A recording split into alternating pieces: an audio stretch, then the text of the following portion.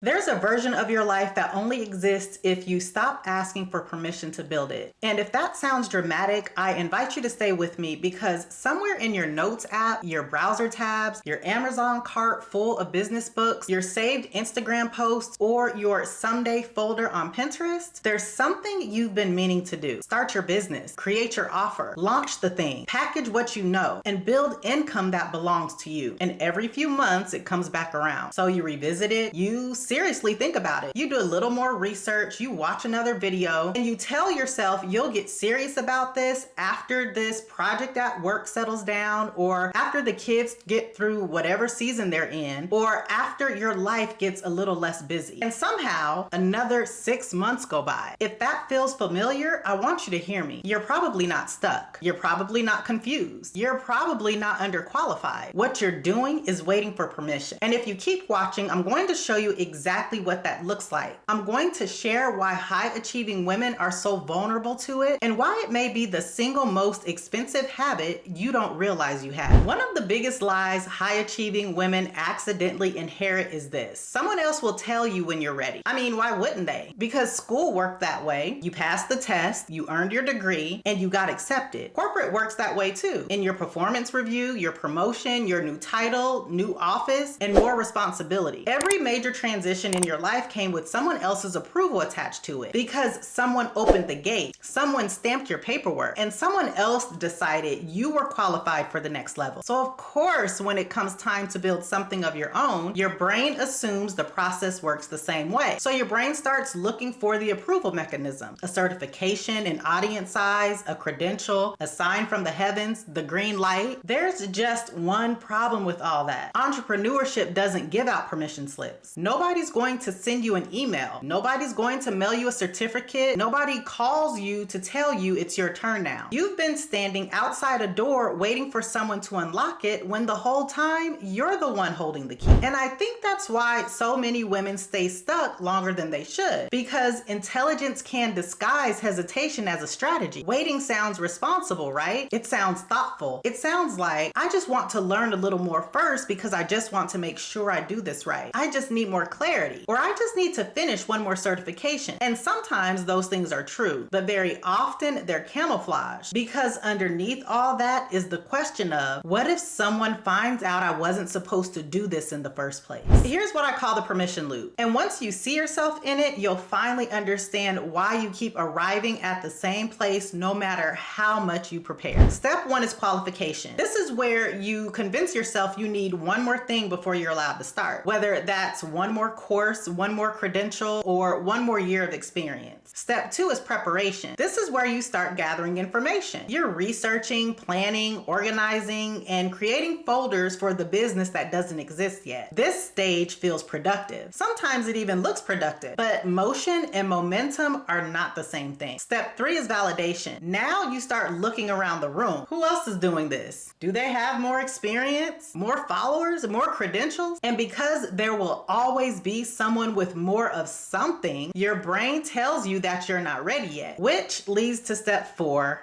delay. 6 months pass, a year passes, and nothing changes except your confidence, because inaction has a way of becoming evidence against ourselves. Now here's what's important in all this. Most women believe they're stuck in the preparation step. They're not. They're stuck in step one, the qualification step, because the question underneath everything is, who said I get to do this? And the answer to that question is simultaneously terrifying and freeing, because the answer is you. Can I tell you what I think is happening for a lot of women right now? They know they need more income. They feel it. Inflation feels different. Layoffs feel different. Corporate loyalty feels different. The confidence we used to have in one paycheck doesn't feel quite as sturdy anymore. But most women jump immediately to solutions that sound exhausting. A second job, driving for a delivery app, selling products with inventory and shipping and customer service, starting from scratch. The whole time, they're sitting on 15, 20 years of experience solving problems that people would happily pay a premium to solve faster. I'm talking about that marketing director who knows how to position brands, that HR leader who's helped dozens of women navigate promotions and salary negotiations, that project manager who can organize chaos in her sleep, that operations professional who builds systems in half the time it takes everyone else. Those are not just random random job responsibilities. They're all monetizable assets. And this is where so many women miss it. They assume building income means becoming someone different. Meanwhile, the fastest path to a second stream of income is often already sitting inside the life they've already lived. Your career doesn't just pay your bills. It builds inventory. Your skills are inventory. Your experience is inventory. Your perspective is inventory. And unlike a product-based business, nobody can take that inventory away from you. Not a reorganization, not a merger, not a layoff, not an industry shift. That's why I talk about skills-based income so much, because your skills are your backup plan, your leverage, and they're your next income stream. And in a world where one paycheck can disappear because of a leadership meeting you weren't invited to, that's not ambition, that's safety. And if this conversation is making you realize you might be sitting on more opportunity than you thought, I have a free training built specifically for this moment. Inside, I break down what makes a skills-based income stream work, where most accidentally make this harder than it needs to be, and why structure matters so much more than credentials or a massive audience. If that's something you want access to, I want you to drop the word income down in the comments and I'll make sure you get all the details. Here's the part of this conversation I wish someone had said to me earlier. Waiting has a price tag. You just don't get an invoice for it. That price tag shows up in opportunities you could have said yes to, in the income you didn't make, in the options you didn't have. It shows up in the negotiating power you couldn't use. And that price tag shows up in freedom that stays just out of your reach. Because while you're waiting to feel ready, time keeps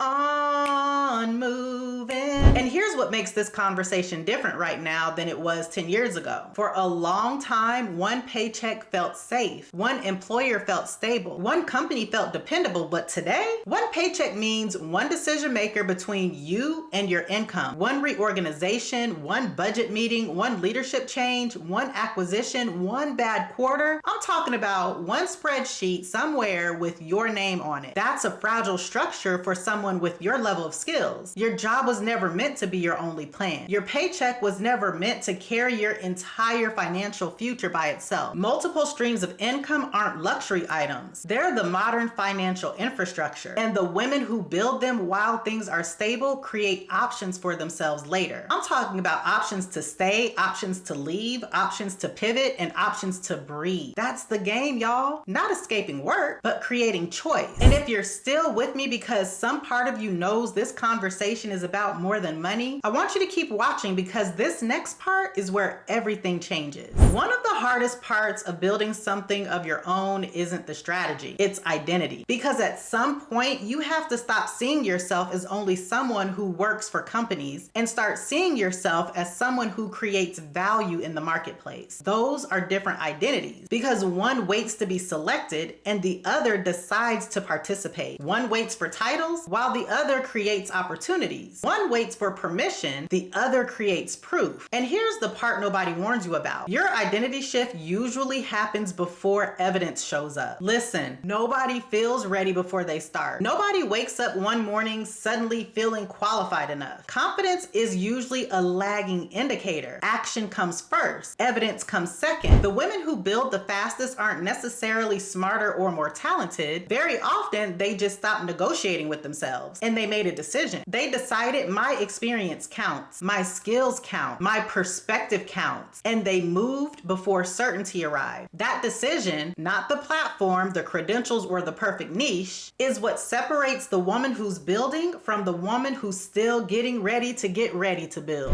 When women start thinking about additional streams of income, they usually look in the wrong direction first. You look at products, inventory, courses with 97 video modules, complex funnels, growing an audience of hundreds of thousands of people first. Most women assume building income means becoming someone completely different, but the fastest path is often sitting inside the life you've already built. That's why coaching makes so much sense as your second stream of income. Not because it's trendy, because it's efficient. You're leveraging the skills you already have. You're solving problems you already understand. You're creating value from assets you've spent years building inside your career and your your life. You aren't starting over, you're starting from experience. And that's a completely different starting line. So if you are done waiting for permission and you're ready to build something from your skills, your first offer is where the permission stops being something you wait for and starts being something you create. That's exactly what 2K in 2 hours is for. It's a micro course where you'll walk away with a complete $2,000 coaching offer built from your existing skills. You can get 2K in 2 hours by visiting my website at herincomeedit.com/2K or just click the link down in the description. Because the goal was never entrepreneurship for entrepreneurship's sake. The goal has always been options. The goal is the ability to say yes because you want to. The ability to say no because you can. The ability to know your livelihood doesn't live inside someone else's system. Your skills were never just job qualifications. They're assets, they're leverage, and they're income waiting for your permission to become income. If you're new here, my name is Nick Scott, and I help women turn their existing skills into coaching, income, digital products, and online businesses. If this one resonated, I want you to watch this one next, because once you stop waiting for permission, the next question becomes, what exactly do I already know that someone would pay for? Okay, I'll see you there.